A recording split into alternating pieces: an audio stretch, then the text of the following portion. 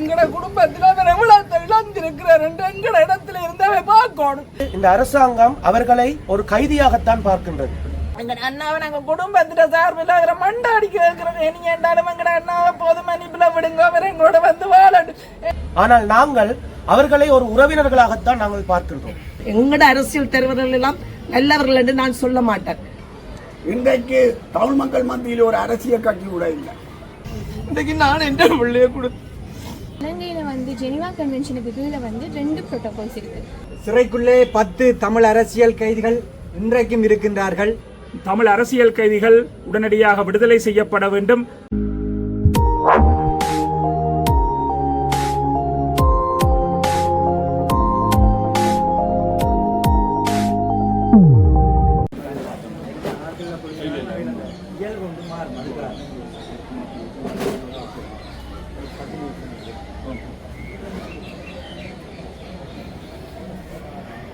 அரசியல் கைதிகள் தொடர்பிலான இந்த நிகழ்வாக நீதிக்கான சாட்சி என்ற இந்த நிகழ்வில் நாங்கள் இணைந்திருக்கிறோம். குறிப்பாக 30/1/1996 அன்று இருவர் கைது செய்யப்பட்டிருக்கிறார்கள். அவர்கள் தமிழ் அரசியல் கைதியாக இன்று 30 வருடங்களை கடந்து 31வது வருடத்திலே சிறையிலே தங்கள் வாழ்வினை கழித்துக் கொண்டிருக்கிறார்கள். அந்த நிகழ்வினை அடையாளப்படுத்தும் வகையில் இதுவரை சிறையில் இருக்கின்ற 10 தமிழ் அரசியல் கைதிகளின் விடுதலையை வலியுறுத்தி அவர்களுடைய விடுதலையினை நோக்கின ஒரு பயணமாகத்தான் இந்த நாளிலே 30 வருடங்களாக எங்களுக்காக சிறைகளிலே இருக்கின்ற எங்கள் தமிழ் அரசியல் கைதிகளுக்காக தான் இந்த நிகழ்வினை ஒழுங்கமைத்திருக்கின்றோம். இது எல்லாருடைய ஒரு குரலாக, ஒரு ஒட்டுமொத்தமாக ஒரு தமிழர்களின் குரலாக இந்த விடுதலையினை வலியுறுத்துதல் என்ற முக்கிய நோக்கமாக இருக்கிறது. இந்த அடிப்படையில் முதலாவதாக சிறையிலே மரணமடைந்த தமிழ் அரசியல் கைதிகளையும் எங்கள் தமிழ் போராட்டத்திற்காக உயிர் நீத்தவர்களுக்காகவும் இந்த ஒரு நிமிட அகவணக்கத்துடன் நிகழ்வினை ஆரம்பிக்கிறோம்.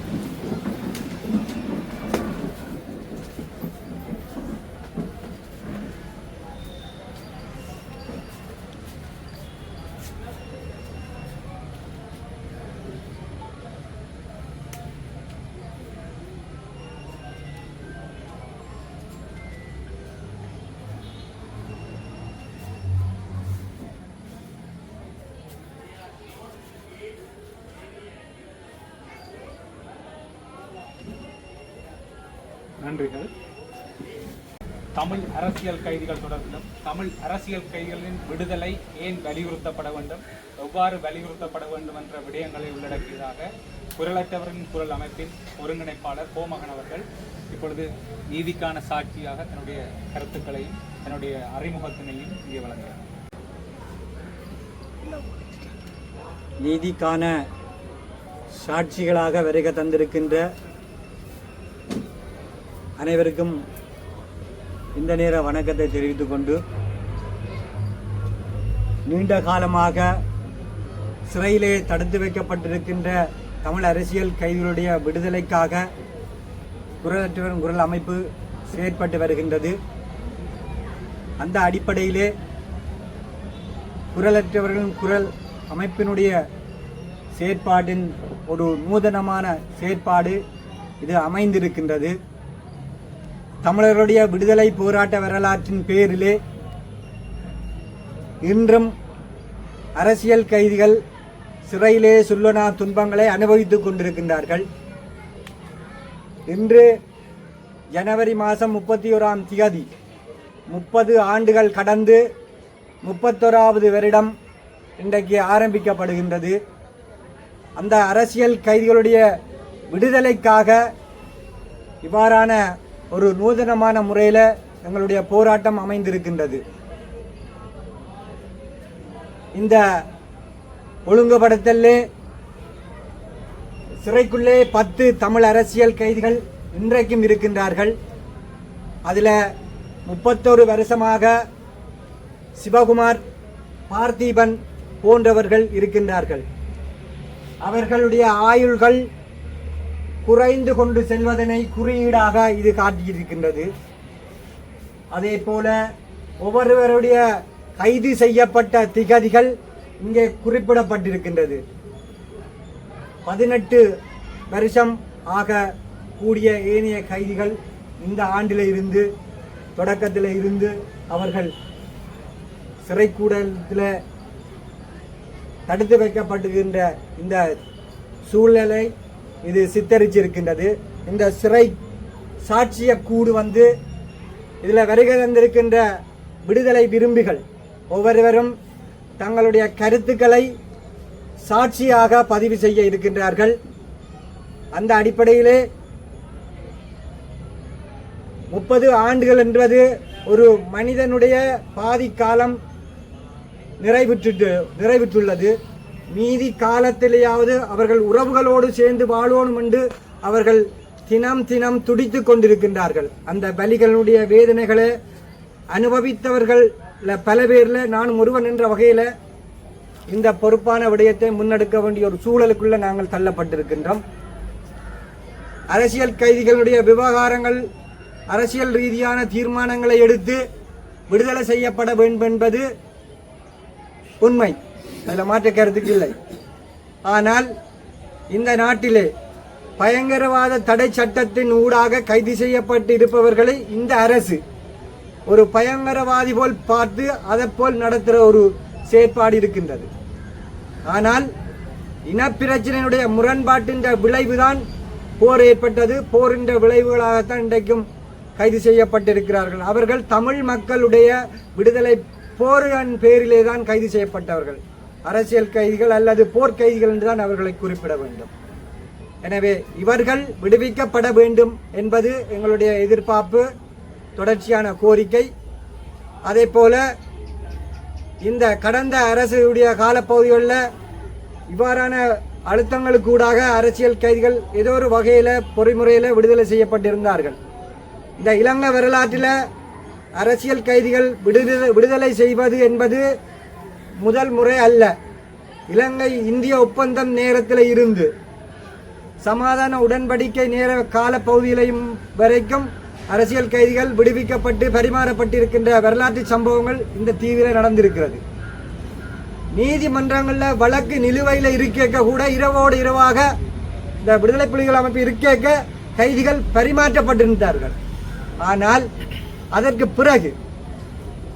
பிறகு வந்த இந்த இனப்பிரச்சனை இன அழிப்பினை முடிவுக்கு கொண்டு வந்த இந்த அரசு கடந்த அரசு கூட இந்த அரசியல் கைதிகள் விவகாரத்தில் விடுதலைகளை ஒருவரோ 2 பேராக விட்ட சம்பவங்கள் இருக்கின்றது. ஆனால் தற்காலத்தில் உள்ள அரசு 1 வருடம் கடந்துள்ள நிலையிலையும் ஒரு அரசியல் கைதியை கூட விடுதலை செய்யவில்லை. நாங்கள் கடந்த வருடம் ஜனவரி மாதம் 8ஆம் தேதி இந்த நாட்டினுடைய ஜனாதிபதி பிரதமர் நீதி அமைச்சருக்கு விண்ணப்பித்த நாங்கள் கோரிக்கைகளை முன்வைத்திருந்த நாங்கள். அதை விட அவருடைய அழைப்பின் பேரில் நீதி அமைச்சரை நேரில் கூட சந்திச்சிருந்த நாங்கள். ஆனால் எங்களுக்கு ஏமாற்றம் தான் மிஞ்சியுள்ளது. எனவே இந்த அரசு இதே போல இந்த நாட்டில் இந்த ஸ்ரீலங்கா தேசத்தில் அடக்குமுறைக்கு எதிராக கிளர்ச்சியை 2 முறை ஆயுதம் தூக்கி போராடினவர்கள். இவர்கள் ஜனநாயக இவர்களும் கடந்த காலத்தில் வலிந்து காணாமலாக்கப்பட்டிருந்தவர்கள், சிறையில் அடைக்கப்பட்டு அரசியல் கைதிகளாக இருந்தவர்கள். ஆனால் அவர்களும் ஒரு நீதி பொறிமுறையின் அடிப்படையில் விடுதலை செய்யப்பட்டு இன்றைக்கு அவர்கள் அதிகாரத்தில் இருக்கிறார்கள். வலியை உணர்ந்தவர்கள் எங்களுக்கு ஒரு வழி விடுவார்கள் என்று நாங்கள் ஒரு எதிர்பார்ப்பில் எங்களோட குடும்பங்கள் இருந்தது. ஆனால் இன்றைக்கு வரைக்கும் அதுக்குரிய எந்த விதமான சமீட்சைகள் எதுவும் தென்படவில்லை. எனவே இந்த அரசிட்டையும் தொடர்ந்து நாங்கள் வலியுறுத்துகிறோம். போர் முடிந்து ஆயுத போராட்டம் முடிந்து 16 ஆண்டு கடந்துள்ள நிலையில சிறையில் வைத்திருக்கின்றது எந்த விதமான நியாயமும் இல்லை. எனவே அவர்கள் உடனடியாக விடுவிக்கப்படணும் என்பது எங்களுடைய கோரிக்கை, வலுவான கோரிக்கையாக நாங்கள் முன்வைக்கிறோம். நன்றி.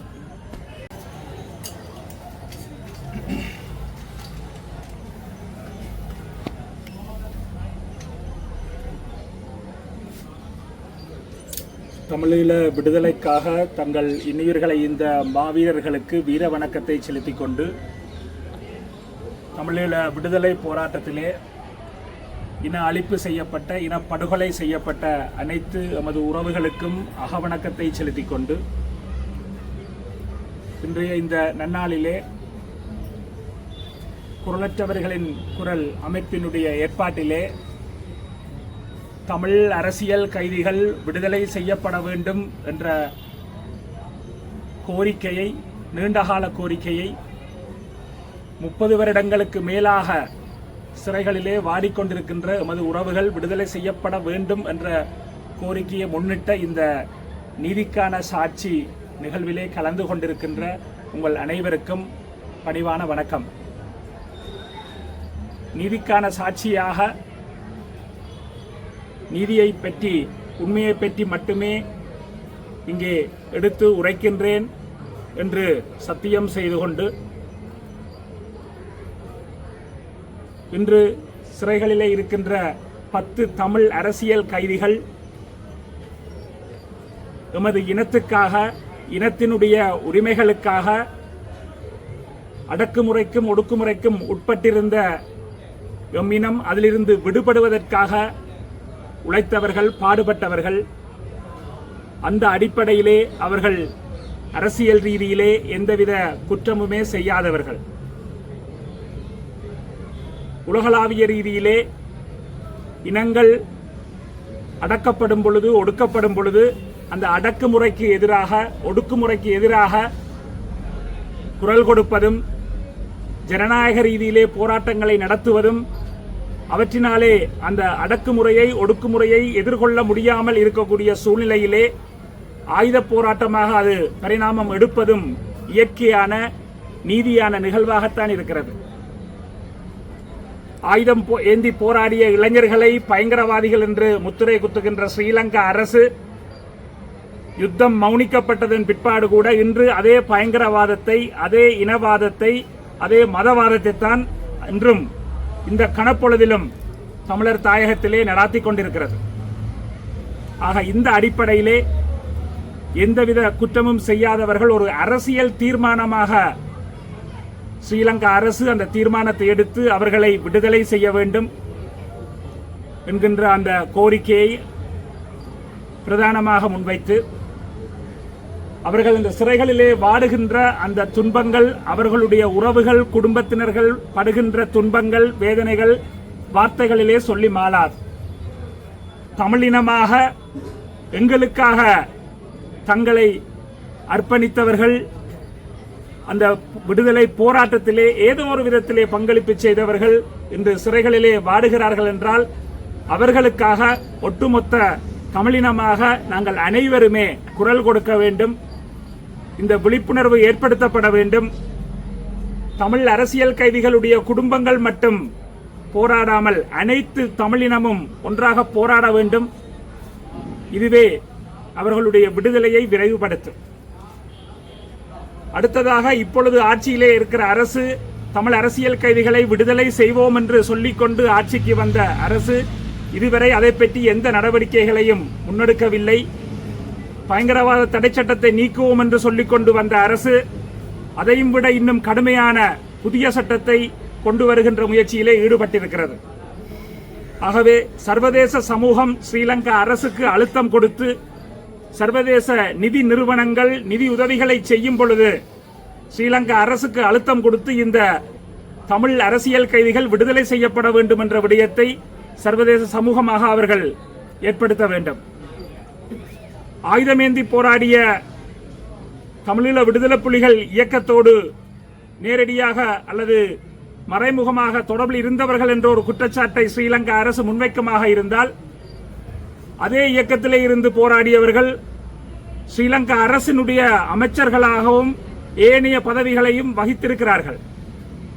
ஒரு சிறிய உதவியை அல்லது ஏதோ ஒரு விதத்திலே செய்திருக்கக்கூடிய நிலையிலே இந்த 10 தமிழ் அரசியல் கைதிகளையும் அரசியல் தீர்மானமாக எடுத்து விடுதலை செய்வதிலே ஒன்றும் பெரிதாக நடந்துவிடப் போவதில்லை. அவர்கள் விடுதலை செய்யப்பட்டதன் பிற்பாடு இங்கு வந்து மீள ஒரு போராட்டத்தை உருவாக்கப் போவது இல்லை. ஆகவே இந்த யதார்த்தம் அனைவருக்கும் தெரியும். ஆகவே அந்த யதார்த்தத்தின் அடிப்படையிலே, அந்த நீதியினுடைய தர்க்கத்தின் அடிப்படையிலே நீதிக்கான சாட்சியாக தமிழ் அரசியல் கைதிகள் உடனடியாக விடுதலை செய்யப்பட வேண்டும். அது நடைபெறுமாக இருந்தால்தான் நல்லிணக்கம் என்பதும் அமைதி என்பதும் இன ஒற்றுமை, இனத்துவம், மதவாதம், இனவாதம் அற்ற நிலை, சமத்துவம் என்கின்ற நிலையும் உண்மையான நிலையை பேணப்படும். அதை நோக்கிய பயணம் தொடரும். இல்லை என்றால் நாங்கள் எங்களுடைய விடுதலைக்காக தொடர்ந்து போராட வேண்டிய சூழ்நிலைக்குத்தான் தள்ளப்படுவோம் என்பதை சொல்லி என்னுடைய நீதிக்கான சாட்சியை நிறைவு செய்கின்றேன்.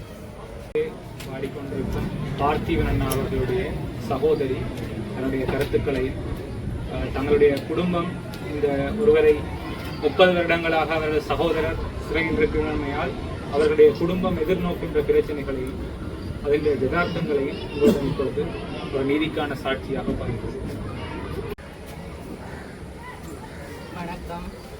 30 வருடங்களாக சிறையில் இருக்கிற விக்னேஸ்வரநாதன் பார்த்திபன் சகோதரி வாகினி.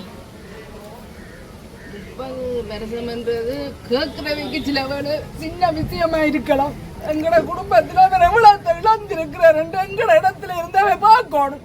ஒரு 30 வருஷத்துக்கு தாப்பனை இழந்து, தாயை இழந்து, சகோதரத்தை இழந்து எவ்வளவு கஷ்டப்பட்டு கொண்டிருக்கிறேன். சில பேர் கேட்கினா திருப்பி திருப்பி இதைத்தானே கதைக்கிறான். வேற என்னத்தை நாங்க கேட்க முடியும்?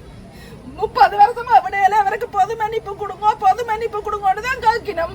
கேட்க முடியும். வேற நாங்க அவருக்கு வாழ்க்கையை கொடுங்க, அவருக்கு ஒரு கல்யாணம் முடிச்சு வையுங்க, இல்ல எங்கட அம்மாக்கள் போன உயிரை கொண்டு வாங்க, அவரோட சந்தோஷமா வாழ வைங்கன்னு சொல்றோம். எங்களோட என்றாலும் அவர் சந்தோஷமா வாழ விடுங்கன்னு தான் சொல்றோம். இந்த 31 வருஷத்துல திருப்பி திருப்பி வைத்தி ஏதாவது சொல்லுவான். எத்தனை பேர் கேட்கணும் எங்கள்கிட்ட. நாங்கள் அவர் அங்க இருந்து படுற கஷ்டத்தை நாங்கள் இத்தனை வருஷமா நாங்க சின்னல இருந்தே பார்த்து கொண்டு வர மாட்டோம். எங்களுக்கு எவ்வளவு வலி இருக்கும் எங்களுக்கு. ஜனாதிபதி எத்தனை ஜனாதிபதி வந்துட்டு இப்ப ஜெயிலுக்கு போறோம். அவ்வளவு பேருட்டையும் எங்கட அம்மா இப்படித்தான் நடுகளும் கேட்டுக்கொண்டு எதிரிஞ்சவா. ஆனா ஒரு தரட்ட இருந்து எங்கட அண்ணாக்கான பதில் கிடைக்கவே இல்லை. ஆனா எல்லாரும் போட்டும் நான் இப்ப கடைசியா இப்ப அம்மாக்கள் இறந்த பிறகுதான் நான் கேட்டுக்கொண்டிருக்கிறேன். எங்கட அண்ணாவை பொது மன்னிப்புலதான் விடணும் மட்டும் எல்லாரும் சொல்லினோம். இங்க இருக்கிறாங்க எங்கட அண்ணா 30 வருஷத்துக்கு வெளியில வந்து வாழ தகுதி இல்லாதவரா. நீங்க எல்லாரும் விளங்கி கொள்ளணும். ஏன்னா எங்கட அண்ணா பாவம் அங்க அவருக்கு 50 வயசு ஆயிடுச்சு. நீ 50 வயசு வந்து அவர் என்ன செய்வார்? சின்ன பிள்ளைகள் நானே என் குழந்தையில சின்னெல்லாம் கொண்டு போனோம். அவைய கொடுத்து கல்யாணம் முடிச்சுட்டு நம்ம இப்ப. ஆனா அவற்ற வாழ்க்கை ஜெயில இருந்த என்ன முடியல. நாங்க பொது மன்னிப்பு இந்த சுதந்திர தினத்தை நான் எதிர்பார்த்து கொண்டிருக்கிறேன். சில வேலையில வேற விடுவாரோ என்னோட அதுல எண்டாலும் இவருக்கு ஒரு விடுதலை கிடைக்கும் தான் நாங்க கஷ்டப்பட்டு கொண்டிருக்கோம். அண்ணா வெளியில வந்துருண்டா அது எங்களுக்கு காணும். வேற ஒன்றும் எங்களுக்கு தேவையில்லை. நாங்களும் இதைத்தான் கேட்க முடியும். எல்லாரும் 30 வருஷம் எத்தனை நேரம் கேட்கணும், அத்தனை நேரம் வழுதழுது கேட்கிறோம். எங்கட அண்ணா விடுங்க. ஆனா எங்களுக்கு இந்த ஜனாதிபதி அவருக்கு வருத்தம். இப்ப 50 வயதான எல்லாருக்கும் எங்களுக்கே வருத்தம் வைக்க அவருக்கு சரியான வருத்தக்காரன் வரும். அவர் அங்க இருந்து கஷ்டப்படுற. நாங்கள் போற நேரம் எல்லாம் கண்ணீர் விடுற. இப்ப தான் வருவேன் எங்களை அப்படியே நாங்க நடினம் அழுது கொண்டுதான் வெளியில வாரோம். நாங்க பார்த்துட்டு அப்ப ஜனாதிபதி எல்லாரும் எங்கட அண்ணாண்ட விடுதலைக்காக கேட்கணும் தான் நான் கேட்டுக்கொள்கிறேன். இதுல என்ன பிழை இருக்கு? எங்கட அண்ணாவை விடுறதுல என்ன இருக்கு? இவ்வளவு காலம் போதாதான் இருந்தது. அதான் எங்களுக்கு தேவை. ஜனாதிபதி வேற விடுதலை செய்து அவரே எங்களோட வாழ விடணும் என்றதான் எங்களோட கோரிக்கை. வேற ஒன்றும் எங்களுக்கு தேவையில்லை. நன்றி. எங்க அண்ணாவை நாங்க குடும்பத்துல சார்பில் மண்டை அடிக்க வைக்கிறோம். இனி என்றாலும் எங்கட அண்ணாவை பொது மன்னிப்புல விடுங்க, அவர் எங்களோட வந்து வாழணும். எவ்வாறு நாங்கள் செயற்பட வேண்டும்? அரசியல் கைதிகளின் விடுதலைக்காக நாங்கள் ஒரு மக்கள் திரட்சியாக இதற்காக குரல் கொடுக்க வேண்டும். யார் அரசியல் கைதிகள்? இந்த விடயங்கள் தொடர்பில் அரசியல் ஆய்வாளர் ஜோதிலிங்கம் அவர்கள்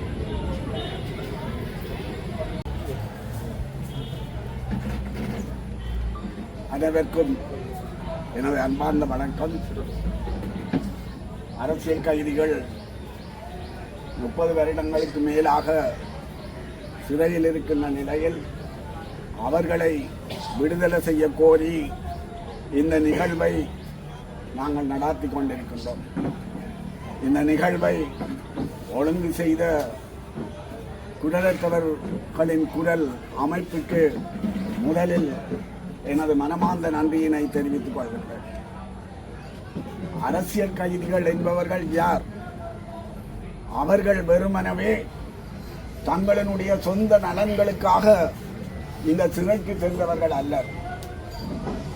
அவர்கள் தமிழ் மக்களினுடைய விடுதலை போராட்டத்தை ஏதோ ஒரு வகையில் நடாத்தியவர்கள் என்பதற்காகத்தான் அவர்கள் இந்த சிறைவாசத்தை அனுபவிக்கின்றார்கள். அந்த செயற்பாடு என்பது அவர்களுடைய சொந்த நலன் அல்ல, தமிழ் மக்களினுடைய பொது நலன்.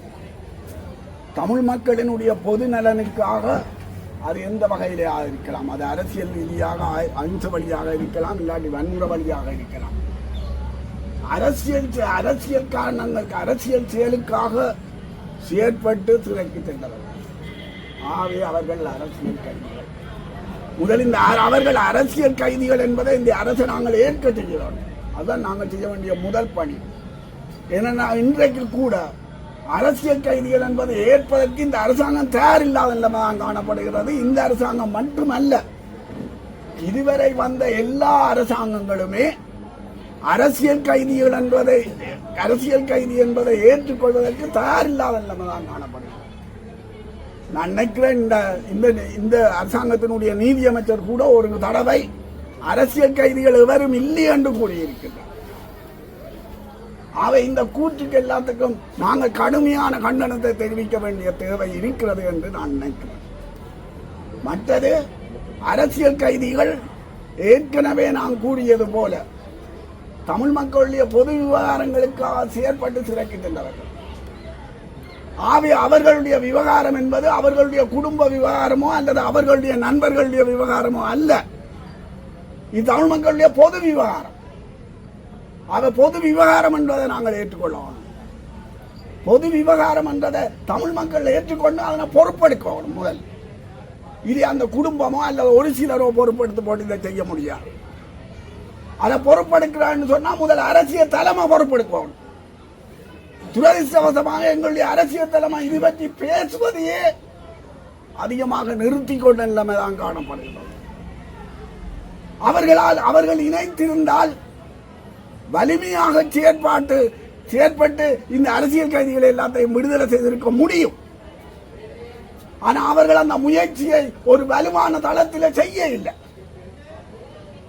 ஆகவே நாங்கள் அதுக்கான அழுத்தங்களை கொடுக்க வேண்டிய ஒரு கட்டாயத்தில் நாங்கள் இருக்கிறோம் என்பதை இந்த இடத்துல நான் தெளிவாக கூறிக்கொள்ள விரும்புகிறேன். இந்த அரசியல் கைதிகளுடைய விடுதலை என்பதை நாங்கள் வெறுமனவே ஒரு அடியாள ரீதியான செயற்பாடாக முன்னெடுக்கக்கூடாது. அதை விட்டு அது ஒரு உலகந்தழுவிய வகையில ஒரு பேரெழுச்சியாக நாங்கள் செய்வதை பற்றி யோசிக்கிறோம். ஏனென்றால் தேசிய இன பிரச்சனை என்பதே சாராம்சத்தில் உள்நாட்டு பிரச்சனை அல்ல, அது ஒரு சர்வதேச பிரச்சனை. தேசிய இன பிரச்சனைக்கு சர்வதேச தீர்வு தான் உண்டு, வேற ஒரு தீர்வும் கிடையாது. அதே போல இந்த தேசிய பிரச்சனை விளைவுகளில் ஒன்றான அரசியல் கைதிகளுடைய பிரச்சனைக்கும் சர்வதேச தீர்வு தான் இருக்கு. ஆகவே நாங்கள் ஒரு உலகந்தழுவிய வகையில ஒரு அரசியல் போராட்டத்தை நடாத்துவதற்கு நாங்கள் தயாராக இருக்கோம். உலகந்தழுவிய வகையில் ஒரு அரசியல் போராட்டத்தை நாங்கள் நடாத்துவதன் ஊடாகத்தான் இந்த அரசை அசைக்கக்கூடியதாக இருக்கும். இந்த அரசை பொறுத்தவரையில இந்த அரசு அச்சப்படுகின்ற ஒரே ஒரு விடயம் தமிழ் மக்களினுடைய உலகளாவிய அரசியல் போராட்டத்தை தான். ஏனையவற்றுக்கு எல்லாம் அதை அச்சப்படுறீங்க. உலகளாவிய அரசியல் போராட்டத்துக்கு தான் அதை அச்சப்படுகிறோம். இதற்கு நல்ல உதாரணம் யாழ்ப்பாண பல்கலைக்கழக மாணவர்கள் அந்த முள்ளிவாய்க்கால் நினைவு தூவி தொடர்பாக சாகும்பர உண்ணாவிரத போராட்டம் நடத்தின அந்த நிகழ்வு. அந்த நிகழ்வில் அவர்கள் சாகும்பர உண்ணாவிரத போராட்டத்தை நடத்திய போது தமிழ்நாட்டில் அது தொடர்பான போராட்டம் வளர்ந்தது. தமிழ்நாட்டில் வளர்ந்த போது புலம்பெயர் நாடுகளில் வளர்ந்தது. உடனடியாகவே இந்திய தூதுவர், அன்றைக்கு தேர்தல் நடந்து கொண்டிருந்த ஒரு காலகட்டம் தமிழ்நாட்டில், இந்திய தூதுவர் பிரதமராக இருந்த மஹிந்த ராஜபக்சவை உடனடியாக கொழும்புக்கு வர சொல்லி அழைத்து இந்த போராட்டத்தை உடனடியாக நிறுத்துங்கள் என்று சொல்லி கட்டளையிட்டார். ஏனென்றால் இது எங்களுக்கு பிரச்சனை. ஆகவே இங்கே அரசு பயப்படுகின்ற ஒரே ஒரு விடயம் தமிழ் மக்களுடைய உலகளாவிய அரசியல் போராட்டம். ஆகவே நாங்கள் இந்த அரசியல் கைதிகளுடைய விடுதலையை ஒரு உலகளாவிய அரசியல் போராட்டமாக முன்னெடுப்பதனூடாக தான் தமிழ் மக்களுடைய அனைத்து விவகாரங்களும் உலகளாவிய வகையில் எடுக்க வேண்டிய ஒரு கட்டாயத்தில் இருக்கும். அது காணிப்பறிப்பாக இருக்கலாம், அல்லது இன்றைக்கு நடக்கின்ற ஆக்கிரமிப்புகளாக இருக்கலாம், அரசியல் கைதிகளுடைய விவகாரமாக இருக்கலாம், காணாமல் போனவர்களுடைய விவகாரமாக இருக்கலாம். அனைத்து விவகாரங்களையும் நாங்கள் உலகந்தழுவிய வகையில முன்னெடுக்கிறதுக்கு நாங்கள் தயாராக இருக்கோம். உலகந்தழுவிய வகையில முன்னெடுப்பது என்று சொன்னால் முதல் தாயகத்தில் ஒரு கொதிநிலை வேண்டும்.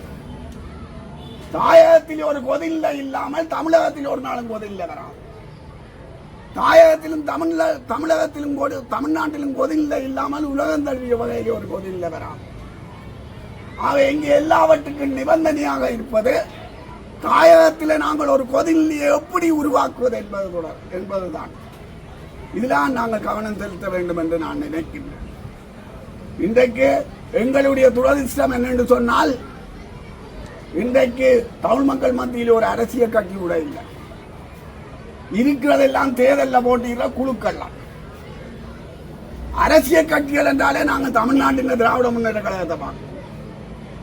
இன்றைக்கு ஒரு அரசியல் கட்சியாகவே இருக்க தகுதி இல்லாத ஒரு மக்கள் கூட்டமாகத்தான் நாங்கள் இருக்கிறோம்.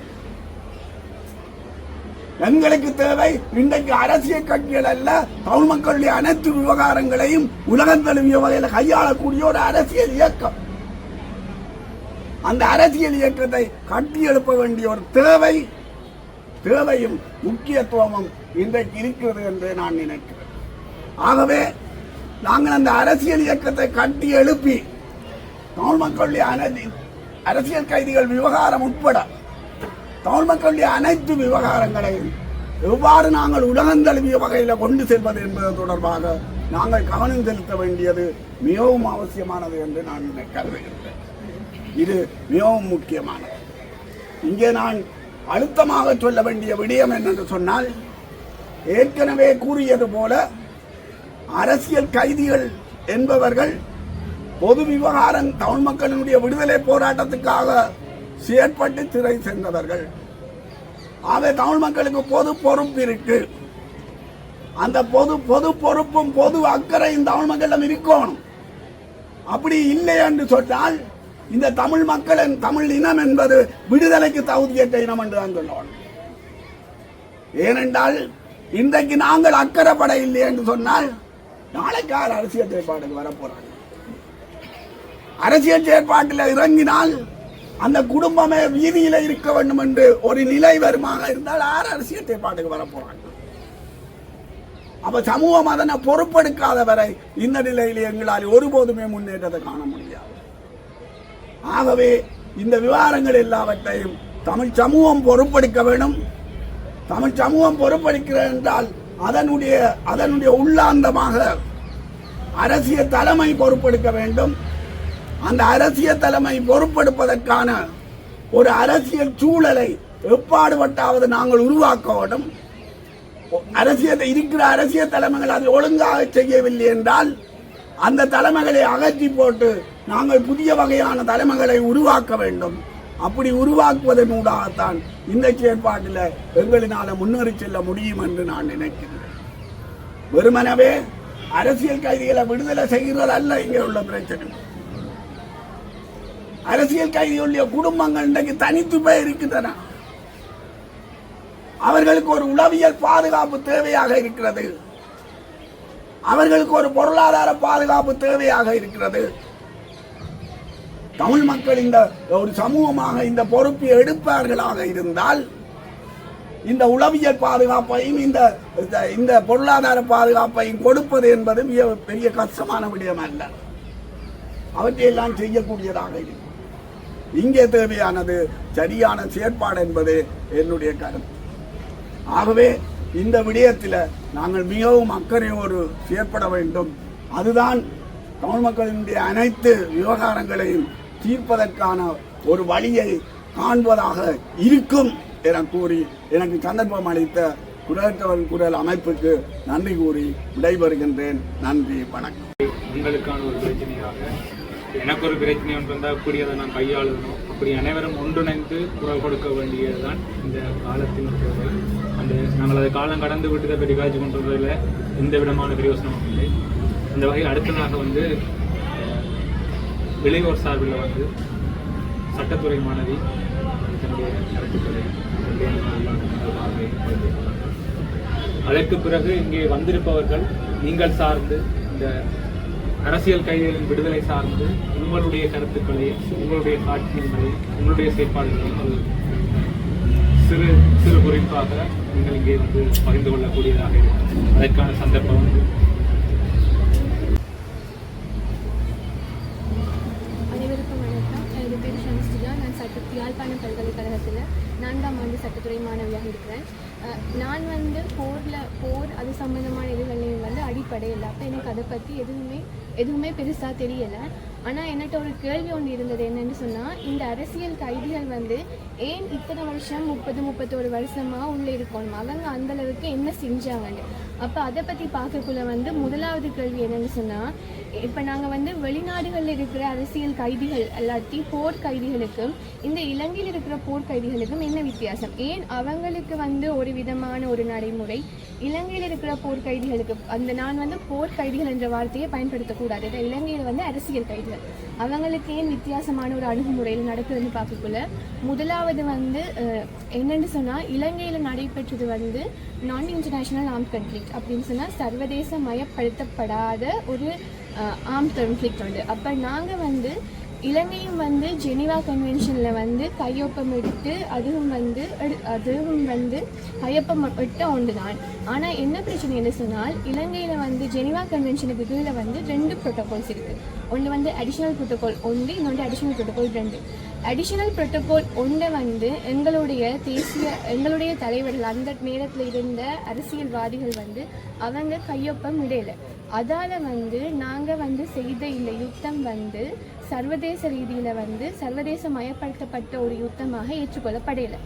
அதால் தான் வந்து இல்லாட்டி நாங்கள் சுய நிர்ணயத்துக்காக போராடுற ஒரு போராட்டம் வந்து எல்லா இடத்துலையுமே வந்து ஒரு சர்வதேச மயப்படுத்தின ஒரு போராட்டமாக யுத்தமாக தான் கருதப்படும்.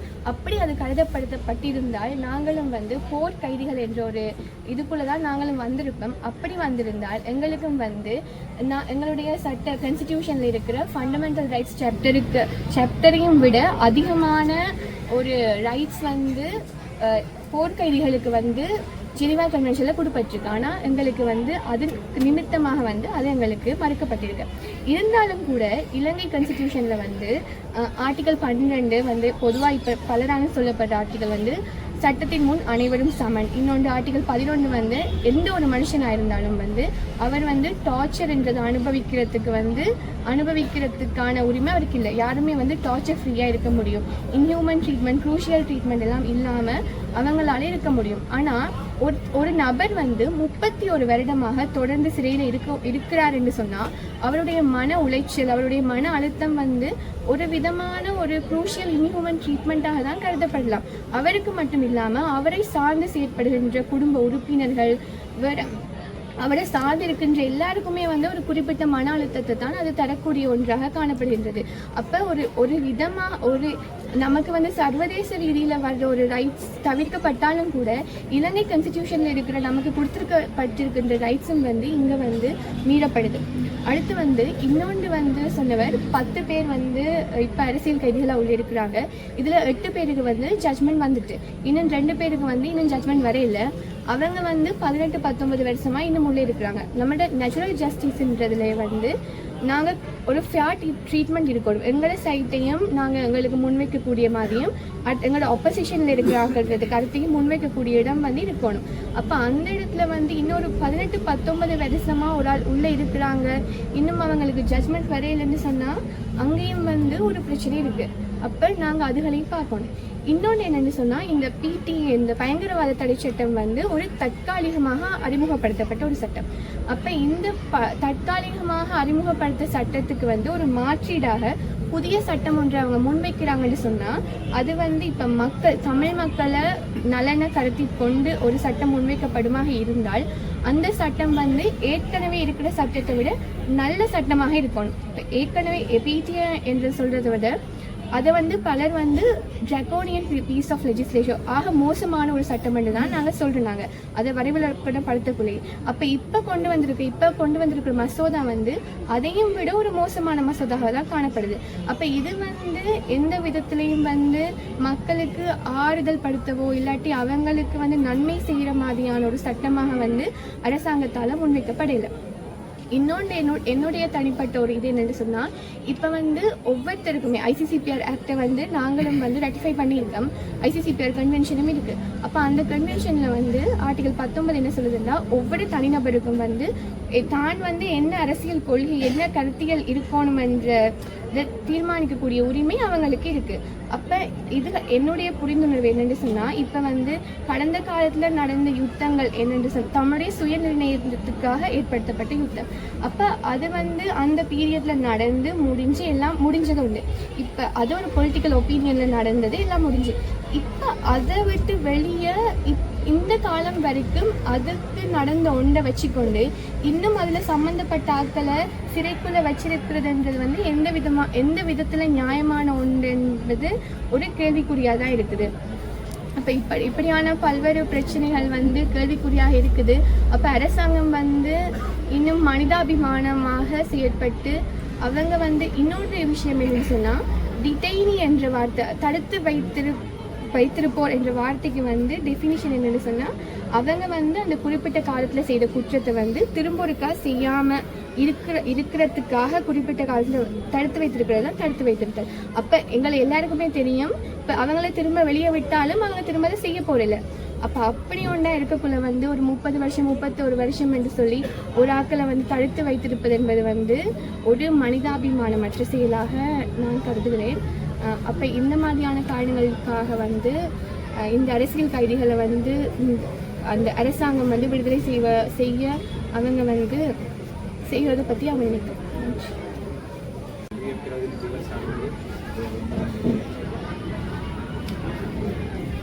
யாழ்ப்பாண பல்கலைக்கழக மாணவருடைய நான் வந்து கலைப்பட மாணவருடைய செயலாளர் இருக்கிறேன்.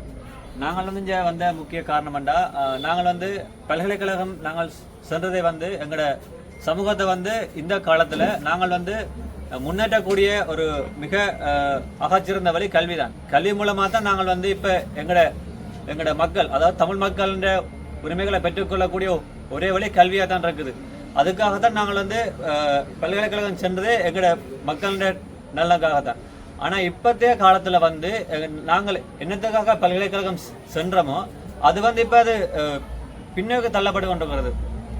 ஒரு காலத்தில் வந்து தமிழ் மக்கள் எங்களை தமக்கென ஒரு நிலத்தை வேணுமென்ற போராடிய மக்கள் தமிழ் மக்கள். ஆனால் வந்து இந்த காலகட்டத்தில் அரசு வந்து இரண்டு, அதாவது வந்து வடக்கையும் கிழக்கையும் மக்களை ஒன்றாக இணைத்து நாங்கள் வந்து இளைஞர்